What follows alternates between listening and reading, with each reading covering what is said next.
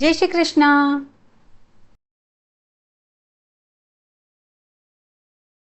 विमानातु सुसंक्रम्य प्राकारं हरियोथपः हनुमान् वेगवानासीत् यथा विद्युद्गणान्तरे.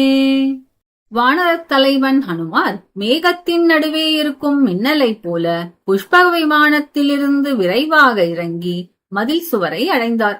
ராவணனுடைய இல்லத்தை சுற்றித் திரிந்து சீதாதேவியை பார்க்க முடியாமல் அனுமார் தன் மனதினுள் பேசிக்கொண்டார். ஸ்ரீராம காரியத்தின் பொருட்டு இந்த லங்காபுரி முழுவதும் நன்றாக தேடியாகிவிட்டது. ஆனால் எழில் படைத்த அந்த வைதேகி தேவியை மட்டும் காண முடியவில்லையே. இந்த லங்கையில் இருக்கும் குளங்கள், ஏரிகள், ஆறுகள், மலைகள் என்று எல்லா இடங்களிலும் தேடிப் பார்த்தும் ஜானகி தேவியை மட்டும் காண முடியவில்லையே. கழுகுகளின் அரசன் சம்பாதி அவர்கள் சீதாதேவி ராவணன் இல்லத்தில் இருப்பதாக சொன்னாரே, ஆனால் சீதாதேவியை பார்க்க முடியவில்லையே. ஒருவேளை ராவணன் சீதாதேவியை தூக்கி வரும் பொழுது நடுவானில் வேகமாக பறந்து கொண்டிருந்த சமயம் ராமபாணம் துரத்துகிறதோ என்ற அச்சத்தில் இருக்கும் பொழுது அவன் பிடி விலகி சீதாதேவி கீழே விழுந்திருப்பார்களோ? சித்தர்கள் செல்கின்ற அந்த ஆகாச மார்க்கமாக தூக்கிச் சென்ற பொழுது பெருங்கடலை பார்த்து பயந்ததினால் இதயம் தாங்காமல் கடலில் விழுந்திருப்பார்களோ? ராவணனின் வேகத்தினாலும் அவனுடைய பிடியின் இறுக்கம் தாங்க முடியாமலும் சீதாதேவி தனது உயிரை விட்டிருப்பார்களோ? அல்லது ஒருவேளை எப்பொழுதும் ஸ்ரீராமரை தியானித்துக் கொண்டே தனது உயிரை துறந்திருப்பார்களோ? ஸ்ரீராமரின் பிரியமான மனைவி, ஜனகரின் புதல்வி சீதாதேவி எங்கேயோ மறைத்து வைக்கப்பட்டிருக்கலாம், அல்லது காணாமல் போயிருக்கலாம், அல்லது இறந்தும் போயிருக்கலாம். ஆனால் இந்த நிலையை பற்றி ஸ்ரீராமரிடம் எப்படி கூற முடியும்? உள்ள நிலையை சொன்னாலும் குற்றம், மறைத்தாலும் குற்றம்தான். இரண்டுமே தர்ம சங்கடமான நிலைதான். இப்படிப்பட்ட ஒரு தருணத்தில் காத்திருப்பதுதான் உசிதம் என்று நினைத்து ஹனுமார் மறுபடியும் சிந்திக்கிறார். ஒருவேளை இங்கிருந்து திரும்பிச் சென்று ஸ்ரீராமரிடம் சீதாதேவியை காண முடியவில்லை என்று கூறினால் ஸ்ரீராமர் தனது உயிரை விட்டு விடுவார். ஸ்ரீராமரை தொடர்ந்து லக்ஷ்மணரும் இறந்து விடுவார்.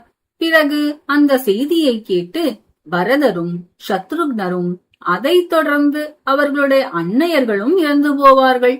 சுக்ரீவராஜாவும், பிறகு அவருடைய மனைவி ருமாதேவியும், முன்பே வாலி இறந்த துக்கத்தில் இருக்கும் தாராதேவியும், அங்கதனும், பிறகு அதைத் தொடர்ந்து எல்லா வானரர்களும் உயிரை விட்டு விடுவார்கள். அங்கு செல்லவில்லை என்றால் எல்லோரும் உயிருடன் இருப்பார்கள். ஜனகரின் மகளை பார்க்க முடியவில்லை என்றால் வானப்பிரஸ்தம் மேற்கொள்வேன், அல்லது சிதை மூட்டி அதில் விழுந்து விடுவேன், அல்லது உண்ணாவிரதம் மேற்கொண்டு தியானத்தில் ஆழ்ந்தால் மிருகங்களுக்கும் காக்கைகளுக்கும் உணவாகிவிடலாம். இதுதான் ரிஷிகளால் கடைபிடிக்கப்பட்ட வழிமுறை. இந்த நீண்ட இரவு ஆரம்பத்தில் நல்லதாக தொடங்கியது. ஆனால் சீதாதேவியை காணாமல் வீணாகிவிட்டது. சீதாதேவியை காணாமல் இங்கிருந்து செல்ல மாட்டேன். விநாசே பஹவோ தோஷா ஜீவன் பிராப்னோதி பத்ரகம் தஸ்மாத் பிராணான் தரிஷ்யாமி த்ருவோ ஜீவதி சங்கமஹ. உயிரை மாய்த்துக் கொள்வதினால் பல பாபங்கள் ஏற்படும். ஆனால் உயிருடன் வாழ்ந்தால் நிச்சயம் மங்களங்களை அனுபவிக்கலாம். அதனால் உயிருடன் இருந்து சீதாதேவியை சந்திக்கும் அந்த சந்தோஷமான தருணத்தை நிச்சயம் அடைவேன்.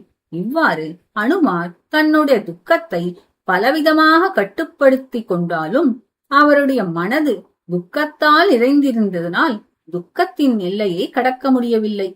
புகழ் படைத்தவரும் ஸ்ரீராமருடைய பத்னியுமான சீதாதேவியை காணும் வரை இந்த லங்கையில் மீண்டும் மீண்டும் தேடுகிறேன் என்று அனுமார் சிந்திக்கிறார்.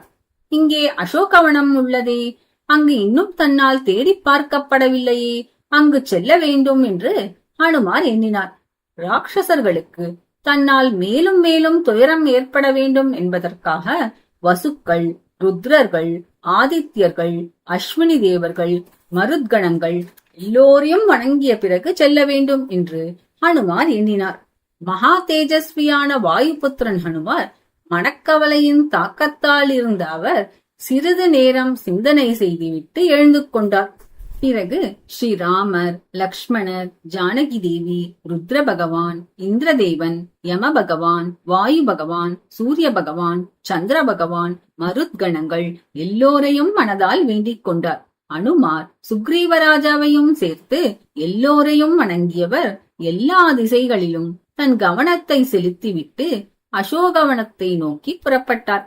அனுமார் அந்த மங்களகரமான அசோகவனத்தை அடையும் முன்பாகவே அவருடைய மனது அங்கு சென்றுவிட்டது.